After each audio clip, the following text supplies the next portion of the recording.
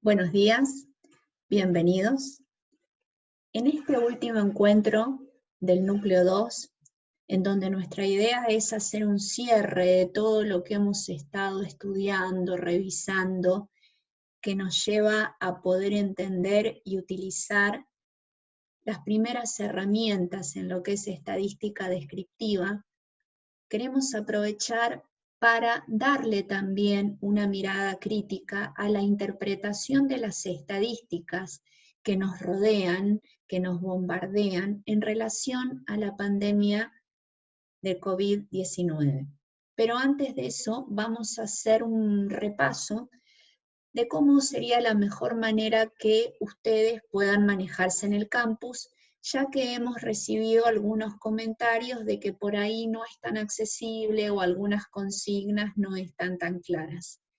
Durante esta semana vamos a modificar un poco lo que es la estructura del campus y además vamos a ofrecerles una encuesta que para nosotros va a ser muy útil para que ustedes nos cuenten cómo les está yendo con toda esta nueva modalidad para ustedes, para nosotros, 100% virtual.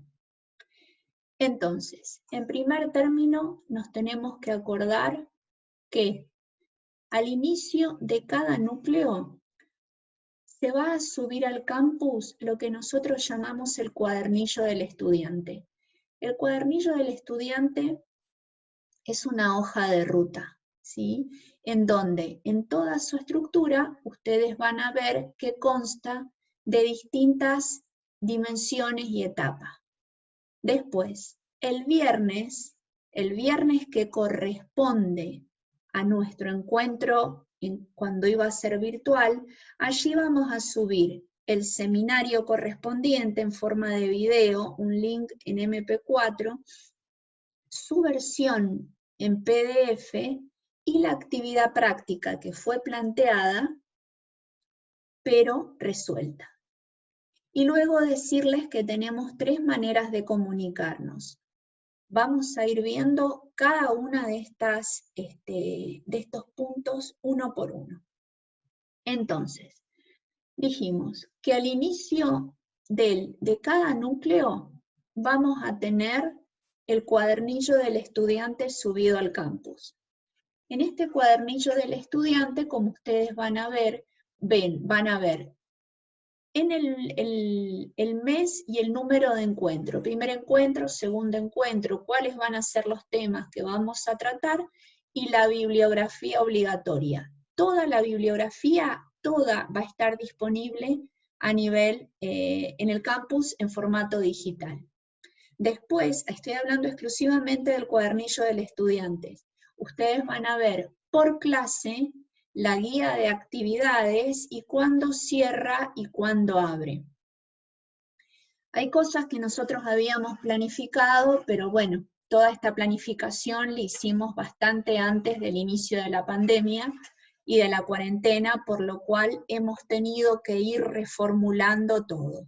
Así que todo lo que ustedes van observando en el cuadernillo va a estar sujeto a cambios que se los vamos a informar, ya sea por mensajes generales del campus, en el foro. Por eso es importante que ustedes periódicamente entren al campus de nuestra asignatura, y que además chequeen o estén atentos a los mensajes que les están llegando.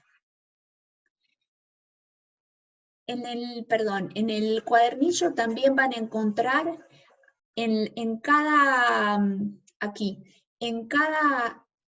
apartado que se dedica a cada encuentro, está el detalle de cada encuentro y van a observar las actividades prácticas que corresponden a ese seminario, porque cualquier tipo de encuentro tiene una parte teórica, que es el seminario, y una parte práctica, que generalmente hacemos ejercitación.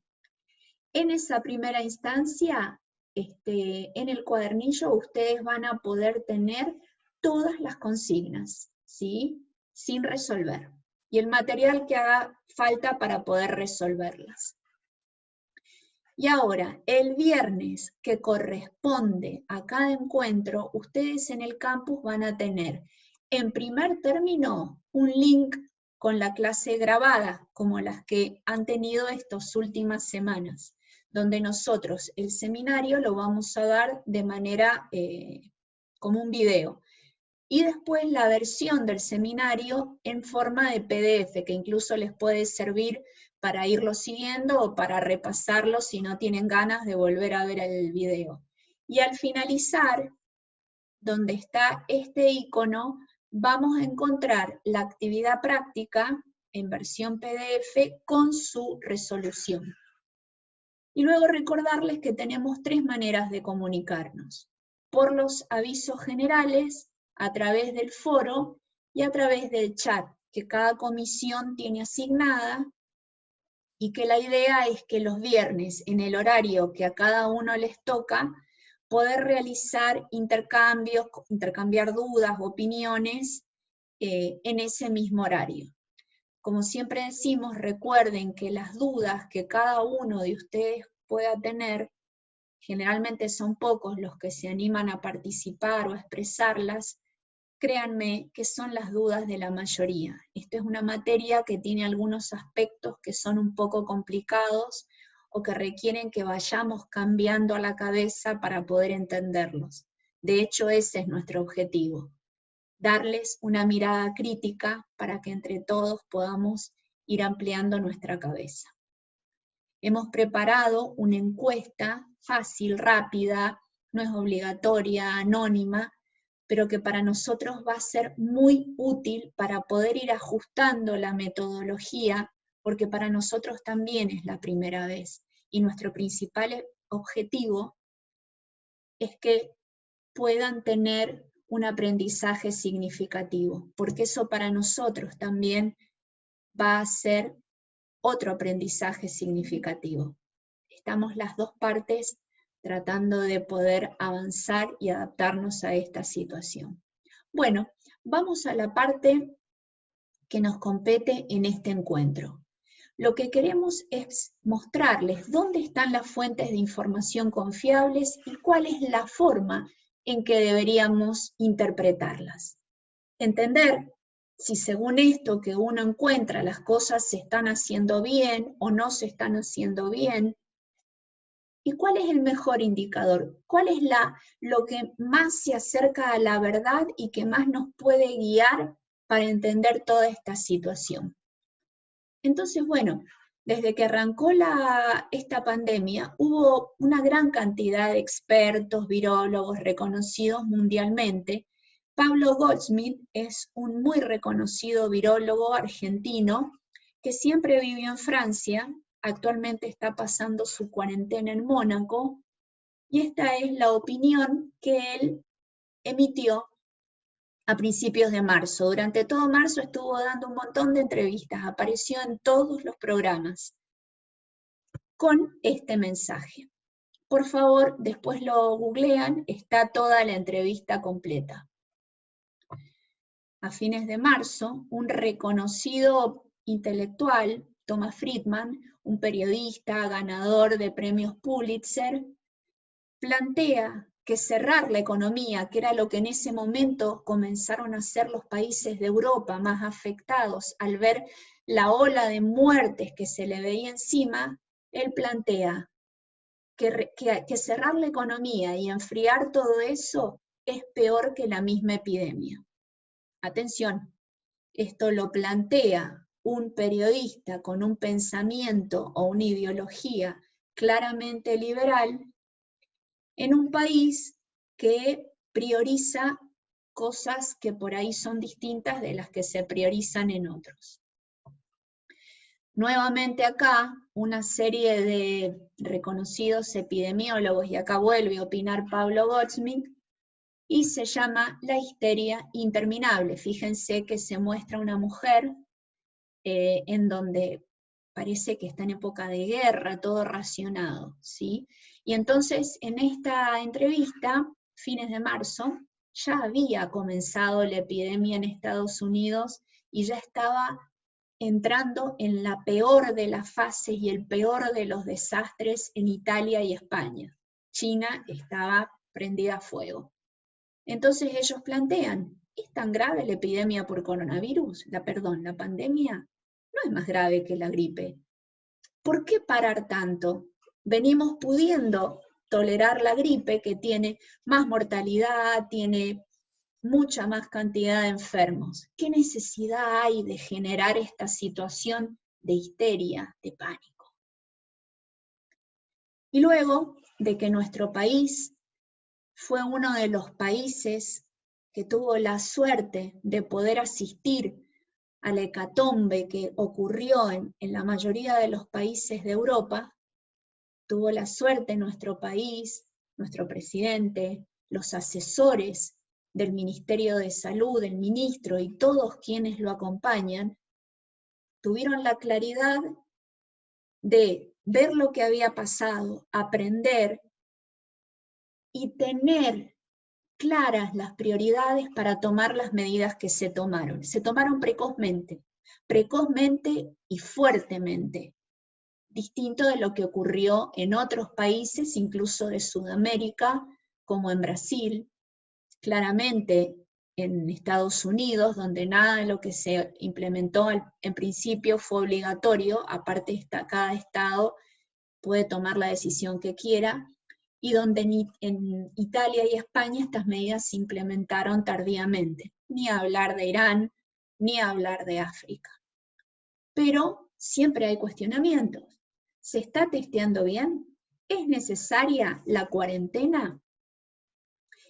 Esta es otra nota interesante que salió en el diario La Nación el 11 de abril, después de una de las primeras declaraciones del presidente, cuando la primera aparición después de que había dicho que seguía la primera etapa de la cuarentena obligatoria. Después hay mucha gente, se ha hablado mucho del modelo sueco, ¿viste? O sea, hay mucha intención de que nos parezcamos, de identificarse con los países escandinavos, entonces muchos plantean, ¿por qué no hacemos el modelo sueco? Lo bien que le está yendo a Suecia, que prácticamente no implementó ninguna política de restricción. Lo que no tenemos claro es que en Suecia hay muchísimas más muertes, el doble que en la mayoría de los países. Fíjense, 5 veces más que en Dinamarca, 11 veces más que en Noruega, y que 1/3 de las personas que fallecieron eran ancianos que estaban en los geriátricos. Un costo que decidieron pagar y que les resultó muy útil para darse cuenta que en los geriátricos por ahí no se estaban cumpliendo ciertas medidas de seguridad. Entonces, bueno, ¿a dónde vamos a buscar la información? Necesitamos tener la información más certera que podamos para poder entender, aceptar, no discutir o no, tener nuestra propia idea, pero siempre con algún tipo de fundamento. Entonces, ¿dónde podemos buscar información fiable? Siempre traten de dirigirse a las fuentes oficiales. Y como siempre les decimos, ustedes como estudiantes de medicina hoy ya son formadores de opinión. Entonces tengan cuidado con lo que opinan, tengan cuidado con lo que dicen, porque sobre todo sus familiares y sus amigos los están escuchando. Entonces, ¿dónde buscar buena calidad de información? Siempre diríjanse a las fuentes oficiales. En la página de la Escuela de Medicina, el comité de contingencia que hemos creado, en el cual el doctor Mariscal y yo estamos coordinándolo, hemos organizado de modo tal que en distintos lugares tenemos, por ejemplo, ya vamos a ver lo que es el programa de situación epidemiológica, tenemos programas de intervención en el cual hay muchos proyectos ahora en curso, un programa de docencia, un programa de divulgación del conocimiento, donde ahora lo vamos a describir, y una serie de reflexiones donde la mayoría de los docentes ¿no? Muchos docentes hemos estado volcando nuestras reflexiones aquí.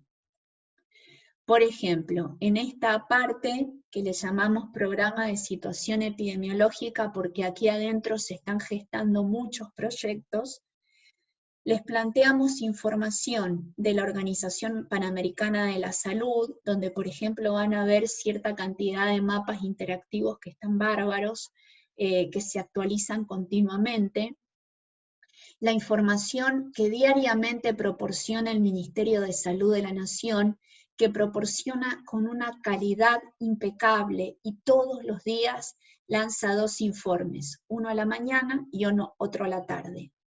Léanlo, contrólenlo. Nosotros estamos llevando un gráfico en el cual vamos todos los días cargando los nuevos casos en nuestro país, en la provincia y en nuestro partido. También van a encontrar información del Ministerio de Salud de la provincia. Y después tenemos los datos que nosotros estamos produciendo a nivel del comité de contingencia. Permiso. Entonces este es el gráfico que les contaba, que lo hacemos en base a los reportes oficiales. Como les decía, estas son las curvas de los casos acumulados, ¿sí? Incidencia de casos acumulados. Esto es lo que se observa, aquí fue cuando comenzó, fíjense la velocidad de la curva, aquí se impuso la cuarentena obligatoria. Y a partir, más o menos, después de la primera semana de que se bloquearon las rutas y se impuso el distanciamiento físico obligatorio, pueden observar cómo comenzó a achatarse la curva, porque el objetivo de todas estas medidas, ¿cuál es? No es eliminar la pandemia, ¿sí? Porque la pandemia va a aumentar y eso no se puede frenar. Es que la velocidad de aumento de los contagiados, por ende, la cantidad de gente que va a demandar atención en los hospitales, la cantidad de gente, un bajo porcentaje que va a tener que internarse, y la cantidad de personas que enfermen gravemente, que van a tener que internarse en terapia, debe ocurrir de manera enlentecida en su velocidad para que el sistema sanitario dé abasto, con el agravante de que se nos venía el invierno, se nos viene el invierno, y ya de por sí todas estas camas y el sistema está sobrecargado. El objetivo de achatar la curva es evitar el colapso del sistema sanitario. Y hasta ahora en nuestro país se viene logrando. Pero bueno, en el partido, en Mar del Plata y Batán, se observó un achatamiento casi total de la curva, ¿sí? Cuando ya había pasado casi 2 ciclos de reproducción viral. O sea, esto quiere decir que todas aquellas personas que volvieron del exterior ya habían salido de la cuarentena y no eran contagiosos, y los contactos estrechos que estuvieron con ellos y pudieron comenzar con la infección, también ya estaban terminando o transitando la mitad de su cuarentena, con lo cual dejaban de ser contagiosos. En el partido de General Pueyrredón fue tan alto el acatamiento y estuvo tan bien hecho el seguimiento epidemiológico de todos los casos, de todos los contactos, que prácticamente no hubo circulación local. Pero en el momento, apenas antes de 10 días de pasada la cuarentena, en donde el aumento de los casos a nivel nacional y provincial era exponencial, esto quiere decir que la curva, la pendiente, era así, donde los casos se duplicaban cada 4 días, en ese momento, con un equipo interdisciplinario que convocamos con la Universidad Nacional del Comahue, se ajustó un modelo de tipo SIR, SIR, que es la mayoría de los modelos que se ajustan, en estos casos, y se estimó una proyección en la cual ustedes habrán leído que para fines de mayo se habían proyectado 1.600 casos infectados. Generalmente las proyecciones se hacen a corto tiempo, y lo que siempre es importante tener claro, cuál es el uso y la utilidad de las proyecciones. Eso lo vamos a ver en un ratito. Otra parte de lo que vamos a ver aquí es la parte de lo que le llamamos la divulgación de la información, el programa de divulgación de la información, en donde les sugiero que entren, porque aquí tenemos las definiciones de caso que van cambiando periódicamente, una serie de pautas básicas que necesitamos y una gran cantidad de artículos absolutamente actualizados por un equipo de docentes expertos que se encargan de seleccionarlos, analizarlos y editorializarlos. Y en lo que es las reflexiones en tiempo de pandemia, hemos presentado, todos docentes de la escuela, distintos temas desde una mirada reflexiva dirigida hacia la comunidad.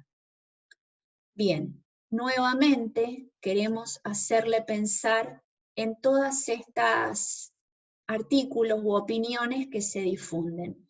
También tenemos otras fuentes de información. Fíjense, esto es un sitio como una biblioteca libre, que toma datos oficiales, que está avalada por la Universidad de Johns Hopkins y también por el Diario Universitario de Oxford, se nutre de datos oficiales. Es muy interesante que entren a esta página. Ustedes aquí abajo les ponemos el link, en donde van a ver actualizado al día, estos son los datos de hoy, 2 de mayo. El total de casos, los nuevos, las muertes, es muy interesante. Aquí seleccioné Sudamérica. Y en Argentina, de manera actualizada, por ahí ustedes pueden encontrar algunas discrepancias, porque entre 1 o 2 casos, por ahí se reporta antes, se reporta después. Pero en el total de casos, aquí lo que nos interesa en realidad no son tanto ver los valores puntuales absolutos, sino las tendencias, cómo van evolucionando las muertes o cómo van evolucionando los distintos criterios a nivel diario. Aquí justo puse lo de las muertes. Entonces, estas son las fuentes que les mostré y cómo llegar a ellas, ¿sí? Nosotros en la página les linkeamos todas, pero están disponibles si entran a argentina.gov y a cualquier otro sitio oficial. Pero ¿cuáles son los indicadores? Y aquí vamos a analizar el artículo que les subimos la semana pasada, recuerdan el artículo en inglés y el artículo traducido. Este es el título del artículo en inglés. Y aquí, entonces, vamos a ir analizando cada una de las partes. Es necesario contar con indicadores confiables para poder ir conociendo y para poder ir viendo cómo se desarrolla esta epidemia. Entonces, aquí vamos a hablar qué es lo que debería utilizarse para comparar, por qué algunas tasas y por qué algunos criterios. Inicialmente se muestra este dibujo que por ahí puede ser un poco difícil de interpretar. Siempre que ustedes vean algún tipo de gráficos, fíjense, siempre decimos el eje de ordenadas o el eje X y el eje Y. Este es el eje Y y el que es horizontal es el eje X. En estos gráficos donde se muestran evoluciones temporales, siempre van a encontrar, en este caso, los días, no la fecha, sino los días desde el inicio de la epidemia. Y acá nos habla de los casos acumulados. Toma como ejemplo España, Italia, ¿sí? Y si ustedes se fijan bien, aquí nos muestra otra escala. En color punteado, ustedes van a ir viendo los casos diarios y cómo se van comportando los casos diarios. Y la línea de color continua, la línea continua, nos habla de cómo son los casos acumulados tanto en Italia como en España. estos son los casos acumulados, estos son, llamaríamos la tasa de incidencia, ¿recuerdan? Donde tenemos en el numerador los casos y en el denominador la población que estuvo expuesta a ellos.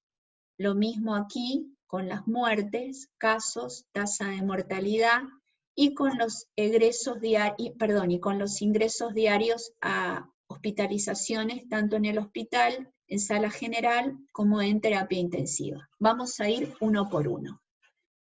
Esto muestra las dos primeras curvas. Son las curvas basadas en casos confirmados, o sea, todos aquellos casos que se diagnosticaron mediante hisopado. ¿A quiénes se hisopa? Aquellos que reúnen el criterio de caso sospechoso. A la izquierda tenemos los casos acumulados y a la derecha la tasa de casos acumulados. Ahora, les voy a ir planteando las ventajas y desventajas de cada una de estas medidas. Aquí es fundamental, si vamos a basarnos en indicadores que se apoyen en los casos diagnosticados, hay que tener muy en cuenta que no debería cambiar de manera significativa el criterio de definición de caso. Vale decir, esto ocurrió en China. En una primera instancia se hisopaba a quienes se consideraba sospechosos. Por ejemplo, no me acuerdo de esto, pero aquellas personas que cumplían con estos criterios y aquellas personas que volvían de tal cosa. En base a eso se hisopaban. Pero luego, si el criterio de caso se vuelve más restrictivo, con lo cual se van a hisopar menos personas, vamos a ver que la curva va a tender a aplanarse, porque se van a detectar menos casos, ya que el criterio para hisopar a estas personas se hizo más estricto, ¿sí? Entonces, cuando el criterio de definición de caso es a quien se decide hisopar y en base a quien se diagnostica, cambia, esto nos puede dar una falsa impresión de achatamiento de la curva, o lo que es peor, enmascarar una curva más empinada. Por otro lado, ¿se acuerdan lo que vimos de una tasa de incidencia? Yo no puedo comparar los casos acumulados entre Argentina y Brasil, ya que Brasil tiene una población enorme, mucho mayor que Argentina, y por supuesto va a tener más casos. Entonces allí calculamos las tasas de incidencia, casos diagnosticados sobre la población expuesta al riesgo. Se plantea por ahí si es necesario ajustarlas, ¿recuerdan cuando hablábamos de las tasas ajustadas por edad? Pero por lo pronto esto no se está utilizando en lo que es la epidemia de COVID. Entonces, ¿cuándo es útil utilizar y seguir la evolución de la epidemia a nivel local, ¿no? En base a los casos confirmados, ya sea como casos acumulados? Primero, cuando la epidemia está bastante contenida, puede ser relativo, cuando se logran identificar los casos y seguir los contactos, cuando queremos ver tendencias en un mismo lugar, queremos ver la tendencia de cómo van evolucionando los casos en Argentina, en Buenos Aires, ¿sí? Ahí es útil. En Argentina se está haciendo una adecuada identificación y seguimiento de los contactos. Esto con todos los equipos en las direcciones locales, provinciales, nacionales de epidemiología, que están trabajando arduamente en este tema de seguimiento y bloqueo. Y, como dijimos, si no hay cambio en la definición de caso. Por esta razón, en Argentina, este indicador resulta útil. Recuerden, siempre y cuando estemos comparando a la misma población. No podemos usarlo para comparar. Cuando nos referimos a los casos acumulados, ahora si lo dividimos por la población que estuvo expuesta, que sería la tasa de incidencia, esto podría servir para ir comparando distintas regiones que cumplan con esos criterios. Aquí les quería recordar cuál es la definición de caso al 16 de marzo. al 16 de abril. Esta definición de caso, que es muy interesante, después leanla, consta de 4 criterios, en relación a la anterior no fue más restrictiva, sino que la amplió. Por lo tanto, podemos considerar que sigue siendo válido el seguimiento de la evolución basado en los casos diagnosticados. Otra forma de monitorear o de seguir la evolución de la curva, fijándonos en la mortalidad, o mejor dicho, en la letalidad, o sea, las muertes en personas infectadas por COVID, ¿sí? Entonces, ¿cuál es el problema de esta tasa? Que expresa con demasiada demora, con demasiado retraso, el momento en que ocurrió la infección. Ustedes piensen que si desde el momento en que la persona se infecta, aproximadamente hay 5 días de latencia, y luego 7 días en los cuales comienza a desarrollar los síntomas y se enferma y se interna, y luego transcurre otro periodo cuando está en terapia en que enferma gravemente, complica y fallece. O sea, mínimo son 15 días, generalmente más, desde que se infectó. Por eso nos da una idea tardía. Sin embargo, si estamos hablando de ir controlando la evolución de la enfermedad, de la epidemia, puede ser adecuado, pero con estas salvedades. Todas aquellas personas que fallecen por un cuadro sospechoso de COVID, ¿se hisopan? ¿Realmente en este lugar las estadísticas de mortalidad son confiables? En nuestro país tenemos una alta calidad en cuanto al registro de las defunciones. Esto objetivamente según indicadores que están estipulados. Y en la gran mayoría de las instituciones está claramente definido quién es la persona que ingresa por sospecha de COVID.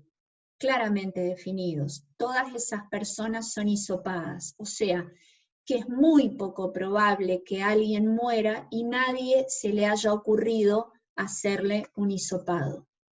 Así que podría ser un indicador útil para trabajar en nuestro país. Y otra tasa, otro indicador interesante que propone el autor es medir los casos que se internan, ya sea en sala general o en terapia, o las tasas según la población expuesta. Para esto hacen falta buenos registros hospitalarios y esta serie de supuestos, que desgraciadamente en nuestro país no se cumplen. En nuestro país lo que son los indicadores de egresos hospitalarios solo son del sector público, tienen bastantes falencias y tienen bastante demora. De ninguna manera salen de manera periódica. Eventualmente, en lugares con una altísima circulación de la enfermedad, sí podría hacerse en ciudades pequeñas. Habría que tenerlo en cuenta.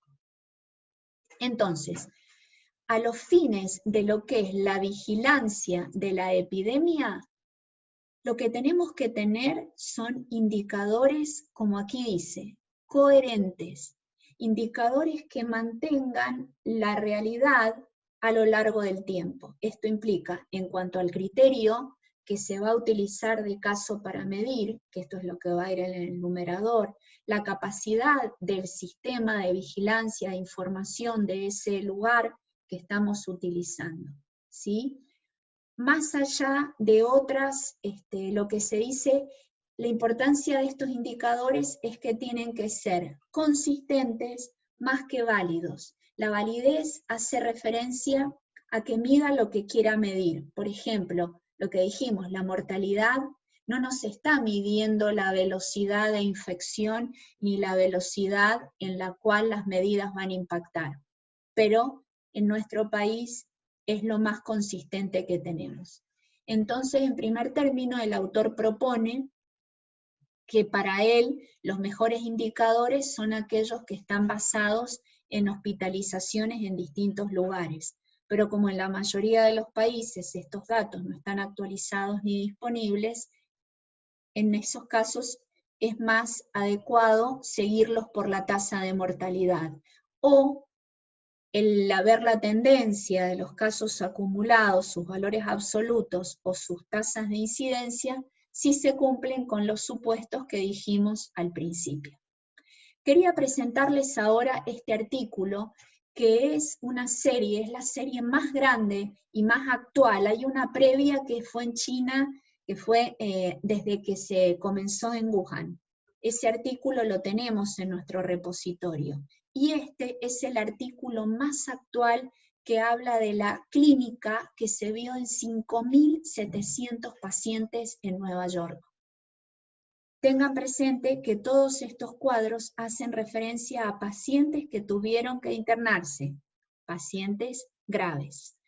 Es muy interesante los distintos ítems, los principales resultados de esta investigación.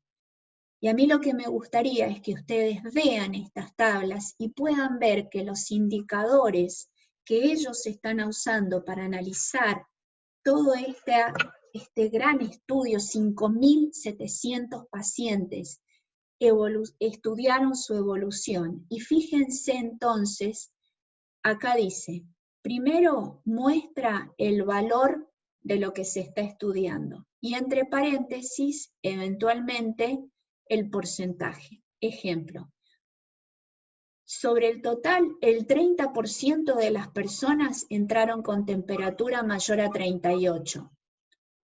Y con una mediana, con una temperatura de 37,5, este es el rango intercuartílico. ¿Recuerdan? Esto quiere decir que entre un 25% y entre un 75% de la población tuvo una temperatura entre 36,9 y 38,3. ¿Sí? Con una mediana de 37,5, con lo cual claramente nos damos cuenta que los valores de la temperatura tuvieron una distribución asimétrica. Bien. Un 20% de la población que se ingresó tuvo una saturación de oxígeno menor al 90%, con una mediana y un rango intercuartílico de esto. Al triage quiere decir que al momento que ingresaron se les hace la evaluación inicial en base a la cual se internan o no, y ellos tenían estos valores. El 43% de todos los que se internaron tenían más de una frecuencia respiratoria mayor a 100 respiraciones por minuto. ¿Sí? Perdón, me confundí en la traducción. El 43% de la población que se internó tenía una frecuencia cardíaca mayor a 100 latidos por minuto. Esto en un adulto claramente es taquicardia y se relaciona con un compromiso pulmonar incipiente, con una baja saturación de oxígeno y con un grado de fiebre. Fíjense entonces en este segundo cuadro, en donde podemos observar, no son cuadros fáciles de interpretar, pero si le prestan atención con lo que ustedes aprendieron en este núcleo, pueden observar que están capacitados para este primer abordaje que hizo este trabajo, excelente trabajo sobre toda esta población. Hizo una descripción. Vimos antes que utilizó porcentajes, mediana, rangos intercuartílicos, y que acá podemos observar el porcentaje sobre las personas que murieron, sobre todas las personas, entre paréntesis el porcentaje, y fíjense cómo está estratificado o dividido por edades, ¿sí? Periodos de 10 años.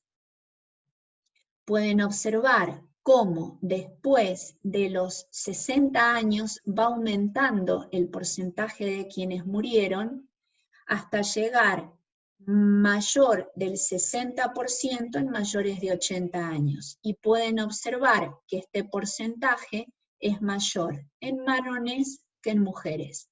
Es muy común que a veces uno se sienta tentado a decir, es significativamente mayor en varones que en mujeres. Con estos datos no es posible hablar si esto es significativo o no es significativo. Y eso lo vamos a ver en el encuentro que viene. Otro criterio, salimos de ese tema, otro criterio muy importante, sobre todo cuando se dice, en Argentina no se está testeando lo suficiente. Hay países como en Chile, en donde se hacen tantos testeos cada millón de habitantes. Acá no se está buscando bien. Hay países como en Corea, en donde se hace un testeo de tanto. Vamos por parte. La cantidad de testeos que se hagan dependen de los recursos que el gobierno tenga y asigne para esa acción. Recuerden siempre que hay dos tipos de estudios que se hacen para identificar al virus. Uno es la PCR real time que se hace del hisopado nasofaringio. Eso identifica precozmente si la persona en sus secreciones está infectada. Si está infectada y si los síntomas que presenta son atribuibles al virus, porque allí se busca el material genético del virus, ¿sí? Tiene un periodo que es unos días antes, unos días después de que comienza su cuadro sintomático. Eso es para diagnóstico, pero hay otra serie de estudios que lo que buscan es encontrar anticuerpos para saber si esa persona estuvo en contacto con el virus. Pueden ver que son dos estudios diferentes con dos propósitos diferentes. Muy bien. Es importante ver cómo es el porcentaje de positividad antes de largarse a decir si acá se testea mucho o se testea poco. Hay instituciones como es la OMS que ellos dicen que, aquí lo pueden ver, yo aquí transcribo distinto material que está sacado de sitios oficiales, quiénes son los autores y de una conferencia de prensa que se dio en la OMS a fines de marzo. Ellos dicen que entre el 3 y el 12% de test positivos, o sea, los test positivos sobre todos los test que se han hecho, es el valor adecuado, ¿sí? Porque si uno tiene menos de ese 3% o se va muy al extremo, es que se está testeando demasiado, podríamos decir que se están malgastando los recursos. Ahora, si el porcentaje de positividad excede el 15%, en realidad también se habla de un 15, un casi 20%, se está testeando poco, porque para el número de infectados, que es alto, que es lo que va en el numerador, el número de test que se les está haciendo solamente está detectando esa cantidad. Entonces, un porcentaje alto lo vamos a tener cuando el numerador es grande y el denominador es pequeño. Fíjense. Este es un artículo que encontré en Clarín, muy interesante, donde se hace un contrapunto entre el doctor López, que es un infectólogo muy reconocido, con el doctor Pedro Can, otro infectólogo muy reconocido, director de la Fundación Huésped, ¿sí? Que es una persona que todos sabemos que nunca mantuvo ningún criterio o afinidad comercial. Él dice que estamos bien, porque él fundamenta su argumento en lo que dijo la OMS, como les decía. Y ahí explica, hay que mantener un equilibrio entre no malgastar los recursos y testear lo suficiente para poder ir identificando los casos. Nuestro país, esto lo sacamos con una alumna, una estudiante con la que estamos trabajando, de esta base que le dije, este sitio que es el Worldmeters, ¿sí? Fíjense, estos son valores aproximados, ¿sí? No son los valores. Por ejemplo, ustedes ahora pueden ver que en nuestro país se están publicando un porcentaje de positividad de un 10,1, un 10,2. Pero por eso digo, son aproximaciones.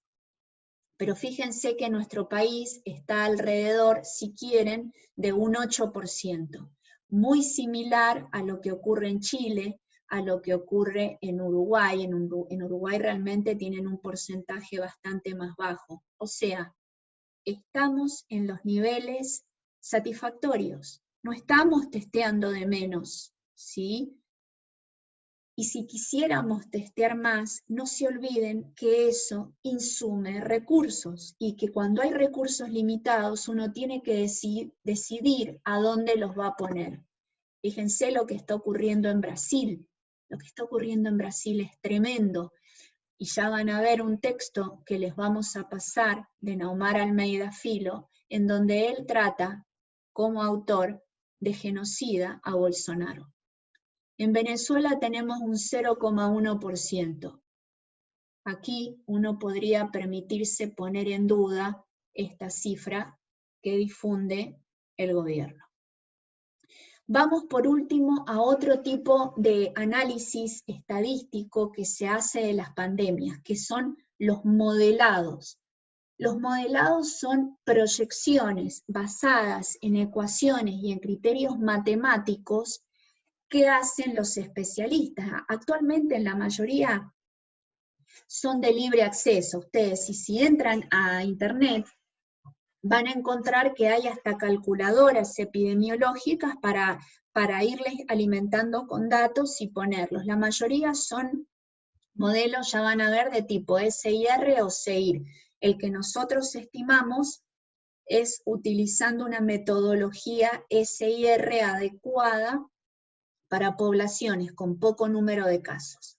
Fíjense, al inicio de la epidemia, Inglaterra había planteado iniciar una estrategia de una cuarentena muy especial, solamente aislando a las personas de alto riesgo y dejando que el resto de las personas circulen para adquirir inmunidad colectiva, ¿sí? Muchos dicen, ¿por qué no hicimos eso acá?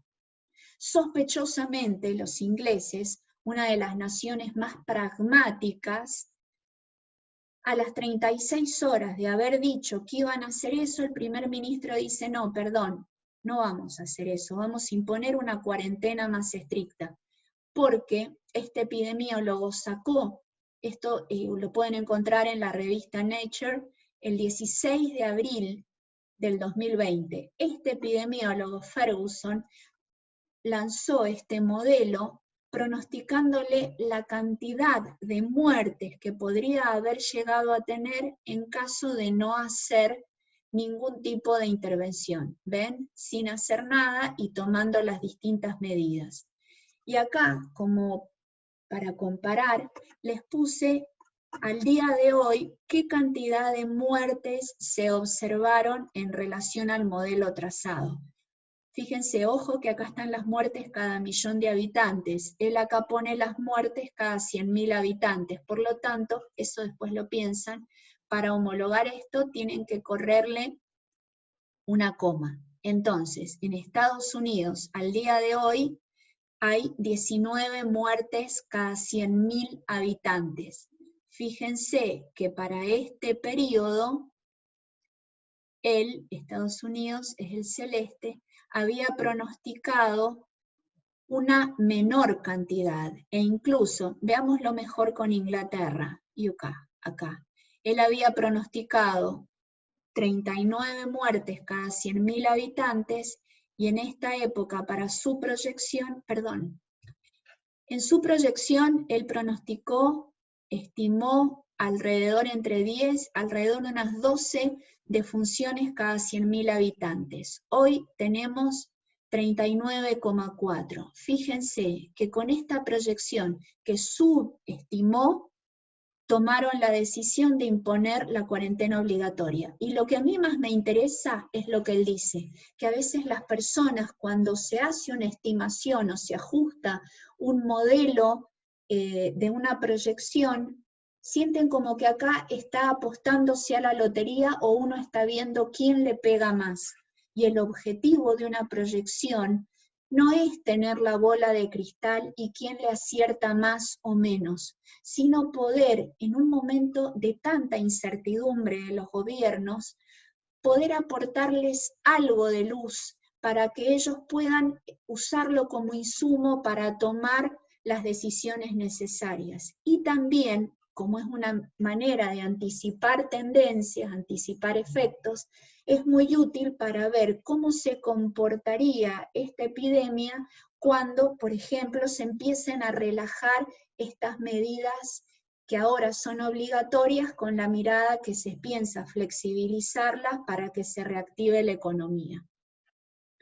Este es una imagen muy simpática, pero esto no es oficial, esto lo sacamos de Twitter, de un autor muy reconocido, puede ser cuestionado porque él lo hace desde un pensamiento liberal, en donde se predijo, Newsom es el alcalde de California, en donde se predijo que esto era el requerimiento de camas en relación a la población infectada si no se hacía nada. La predicción al 1 de abril bajó. Según las medidas implementadas, al 10 de abril se acostó. Y él lo compara con cómo evolucionaron los datos reales. Con esto él dice, no es necesario que siga habiendo cuarentena. Pero bueno, aquí les queríamos mostrar cómo con otro modelo se sobreestimó la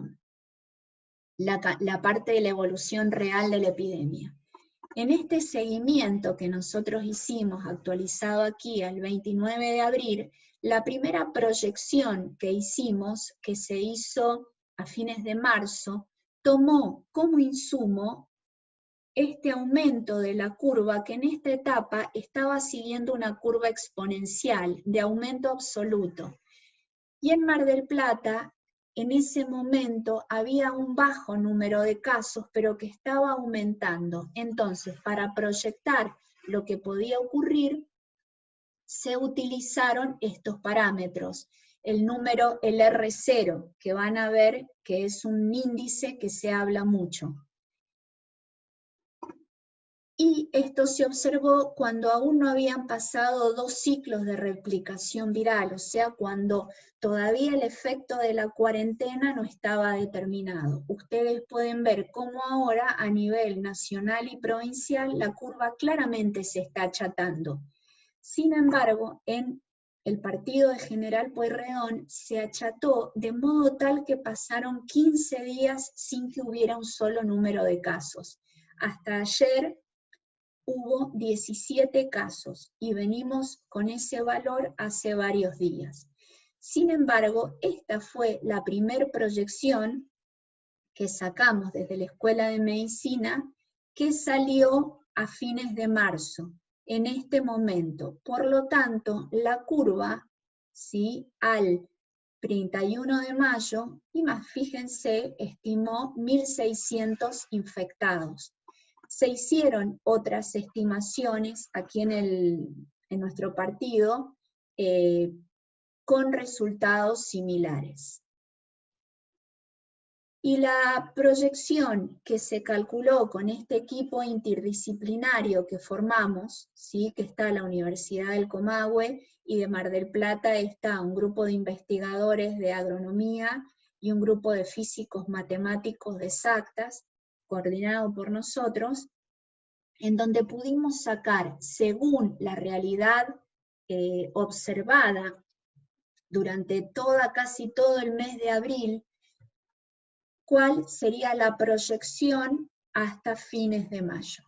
Estos son los casos reportados. Fíjense que hay muchos días de meseta y la línea, esto es una línea de tendencia de casos acumulados para fines de mayo, supera los 25 casos, ¿sí? Estos son los casos acumulados. Estos son los infectados activos, es decir, la cantidad de infectados sin aquellos que se van recuperando. Aquí se cuentan, como en todos estos modelos, todos aquellos que se infectaron, incluyendo los que se recuperaron y los que murieron. Y los infectados que se van, que continúan internados, van a ver que el número de cada uno de ellos se prevé que vaya bajando, si es que continúa la tendencia que se observa ahora. Y bueno, ¿esto para qué nos va a servir? Para ver cómo se comporta la epidemia una vez que se relajen y se levanten las medidas de restricción obligatoria. Esto es lo que les ofrecemos para que ustedes tengan los elementos en base a todo lo que estudiamos durante el núcleo 2 para interpretar adecuadamente la información que anda circulando. Y no se olviden la responsabilidad que a partir de ahora ustedes tienen como formadores de opinión.